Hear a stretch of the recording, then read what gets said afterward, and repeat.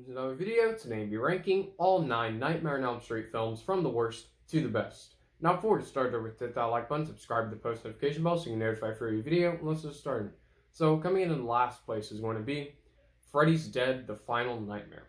Now this film is awful. As you saw in my review, I did not give it a positive score, and there are many reasons for that. You can check that out in my review.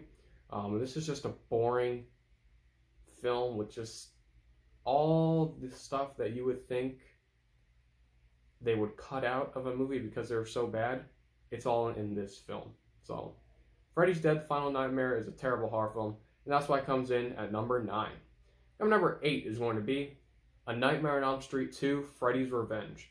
Now this is, again, just slightly better than the my last pick, because it's just, I mean, the only reason I put it above it was because I liked Freddy Krueger. I liked how creepy he was, and as you saw in my review, you can see all the bad things that I said about this film.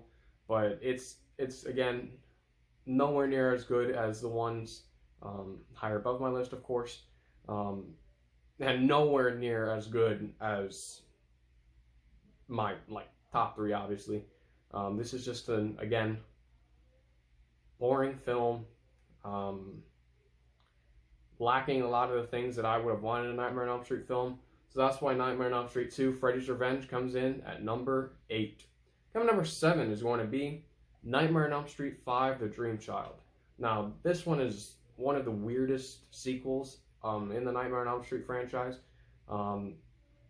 Just went totally off of the tracks in this franchise. It's not even, I don't know how this relates to the franchise at all. I mean, of course, it's a Dream film, so of course it relates to Freddy, but as you saw in my review, I did give it, I guess you could say, a positive score, but I would not watch this again. So Nightmare on Elm Street 5: The Dream Child comes in at number 7. Number 6 is going to be A Nightmare on Elm Street 4: The Dream Master. Now, this one is okay at best, lacking the character development, lacking some of the scares. But I saw my review again, I did give it a positive score, but I would not rewatch it anytime soon. So Nightmare on Elm Street 4: The Dream Master comes in at number 6. Number 5 is going to be Freddy vs. Jason. Now this is one of the most fun films in the franchise because it's just Freddy Krueger versus Jason Voorhees, and it's everything that I ever wanted in a Freddy vs. Jason film. Characters you don't care about, that is sort of a bad thing, but for a film like this, you're not really supposed to care about the characters. All you want to see is Freddy Krueger fight Jason Voorhees, and they do fight in the last 20 minutes of the film. I would have liked to see them fight more in the film, but I had a fun time with it, so Freddy vs. Jason comes in at number 5. Number 4 is going to be A Nightmare on Elm Street: The Remake, 2010. This one is not as bad as some people say it is. I enjoyed it for what it was. There are some issues with the script, the characters, and there are a lot of issues with the technical aspect of the film, the way it looks, cinematography, the shots. It is not as good as I would have hoped for it to be, given the new technology, but it was enjoyable. Not the worst, not the best. It was slightly above average, just slightly. So it's enjoyable. So Nightmare on Elm Street: The Remake comes in at number 4. Number 3 is going to be A Nightmare on Elm Street 3: Dream Warriors. Now this one is a very, very fun film. Now you saw my review, of course I give it a positive score. I thought the characters were pretty good. Scares were great. Freddy Krueger is awesome. This is just an overall fun film, and definitely one of the most fun films in the franchise, as well as one of the most different films in the franchise. So I really liked it. So Nightmare on Elm Street 3: Dream Warriors comes in at number 3. Number 2 is going to be Wes Craven's New Nightmare. Now, this film, Wes Craven Returns, of course, and this is just what Freddy Krueger is supposed to be. This film is the definition of who Freddy Krueger is. He's terrifying.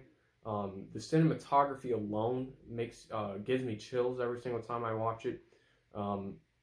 And I kind of have to compare it to the original since Wes Craven did direct both of them. Wes Craven just returns and it's just fantastic with the script. Of course, the writing with the script, cinematography, everything that Wes Craven did a great job with in the original Nightmare on Elm Street is in this film, and it was an awesome film. This is just a very, very well done sequel that's not trying to be as good as the original, and surprisingly for me, it comes in at number 2. So, of course, you probably already knew, coming in number 1 is going to be the original Nightmare on Elm Street. This is one of the best horror films ever made, one of the most iconic horror films ever made, and spawned like 1,000 films, obviously not 1,000, I'm exaggerating, and it's still an instant classic to this day, because Freddy Krueger, Robert Englund just portrays him perfectly. Now, every single time people think of Robert Englund, they think of Freddy Krueger, and that says something. He is one of the best horror actors of all time, because he can be funny at times, he can be terrifying at times, and in this film, Nightmare on Elm Street, he's both, and it works perfectly. So Nightmare on Elm Street, the original film from 1984, of course, comes in at number 1. Thank you for watching. Don't forget to hit that like button, subscribe to the post notification bell so you can get notified for every video. I'm Peter. Thank you for watching.